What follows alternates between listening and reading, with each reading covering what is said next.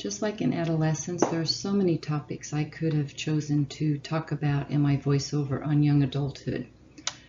I decided on healthy eating and exercise. The United States Department of Agriculture over the years has tried very hard to come up with a tool, a visual, to help us with our meal plans. It all started in the 40s. They had the 7 food groups and they changed it to 5. Then the one I grew up with was the 4 food groups. That was introduced in the 50s. And in 1979 they decided that wasn't realistic because it didn't include all the fats and sweets that we eat, the alcohol that we drink. So they created the hassle-free daily food guide, including that 5th group. Then probably the one that most of us know, in 1985, they came up with the United States Department of Agriculture's Food Guide Pyramid. Then they changed that in 2005 for the new Food Guide Pyramid. And today we have My Plate. It was introduced in 2011. And basically the visual is a plate with a glass of milk sitting next to it. And with that plate, we are to have half of it be covered with fruits and vegetables. Grains would occupy slightly more than a fourth, and then the remaining space was reserved for protein. And then, of course, the cup of dairy on the side. Then they even included exercise along with this, recommendations to increase our activity. Along with the visualization, they also came up with the Dietary Guidelines for Americans, published by the United States Department of Agriculture and the Department of Health and Human Services. Their goal is to help us create optimal nutrient intakes to make sure we get enough vitamins and minerals, and then also to reduce the risk of chronic diseases. And this is all intended for healthy children and adults over 2.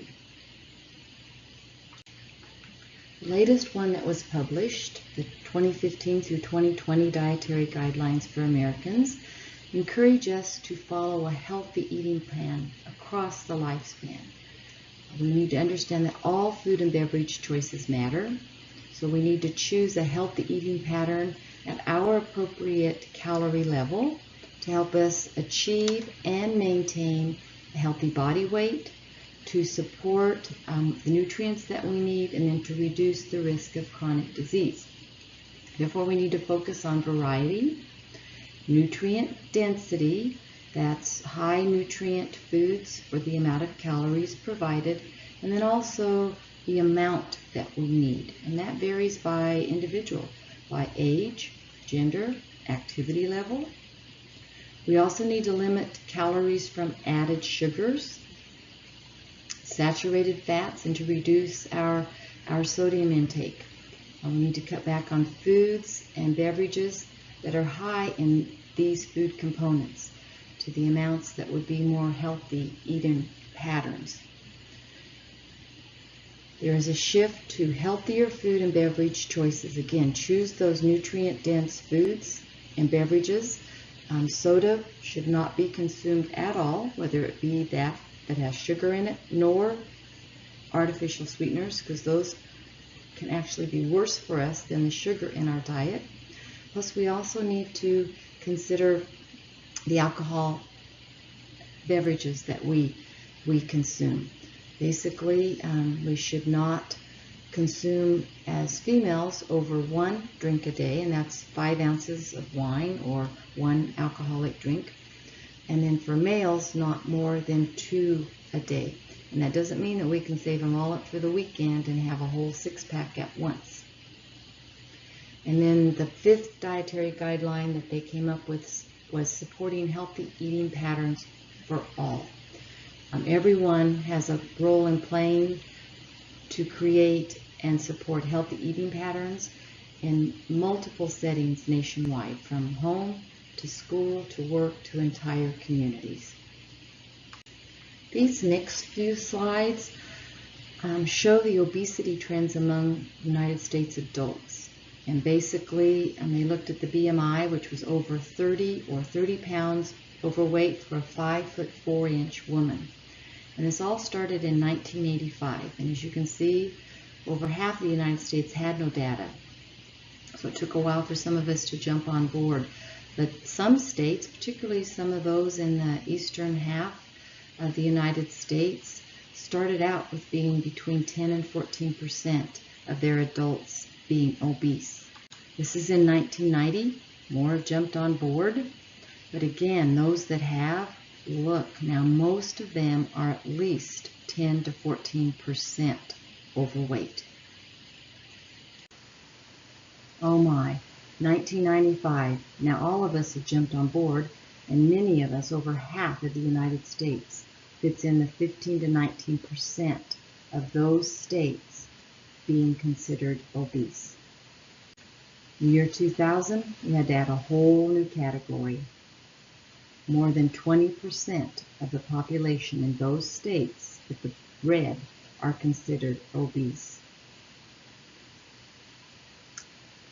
And then in 2001, we had to add a brand new category for Mississippi. And what's up with Colorado? You know, when you look at the kinds of activities that Coloradoans can participate in the outdoors all year long, summer, biking, hiking, winter, skiing, you can see why that state is focused on good health, just because there's more activities for adults to do year-round. So what causes obesity? Yes, some do inherit it. Statistics tell us that 10% of children who do not have an obese parent will become obese.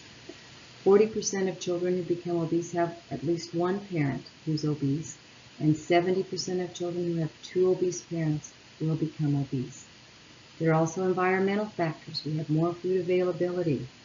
Look at all the fast food chains popping up, and our lifestyle is so busy with everybody working so hard, we have less time to plan and prepare food, so it's just so easy to stop by a fast food restaurant and bring our meals home for the evening.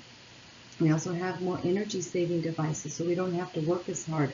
I can think about getting into the trunk of my car. I don't have to pull it down. All I have to do is push a button. So that takes way fewer calories for the energy saving devices that we have. And also the declining physical activity. The textbook says that we need good motor functioning. We need good fitness and health to stay well. And our psychomotor abilities peak during early adulthood, so we need to take advantage of them. We have quicker reaction time, and our muscles have their greatest strength. So we need to capitalize on all of that so that we can keep it throughout our adulthood. As this picture shows, people in their early 20s tend to be very healthy, vigorous, and energetic. But they also experience quite a lot of stress with their careers, particularly. And so physical fitness needs to become a priority. Only superior physical capabilities can be acquired when we exercise routinely and eat a good diet. Unfortunately, no more than 10% of Americans exercise enough to keep themselves in good physical shape, and less than 20% participate in moderate exercise on a regular basis. So we've got to focus on exercise. And when we do, there's so many benefits. Greater cardiovascular fitness. Our lung capacity increases, which raises our endurance. We have stronger muscles and greater flexibility, which includes that greater range of movement. More elasticity in our muscles. Reduction in osteoporosis. Optimization of our immune response. And of course, even though we are at higher levels of stress, exercise helps that stress level. Increased sense of control over our bodies and a great feeling of accomplishment. Other things, it helps us maintain that optimum weight so that we don't run the risk of becoming obese. We have reduced triglyceride levels, lower blood pressure, lower incidence of type 2 diabetes, which is the adult onset. Also, it helps with our mental capacity. We have better connectivity between brain regions. Not to mention greater sleep quality, greater mood, and greater concentration capacity. The result of fitness is longevity. Basically, our greater fitness level will lower our death rates. And many health experts recommend that adults engage in 45 minutes or more of moderate physical activity on most, preferably all days of the week. So get up off the couch, get up away from your computer, and move.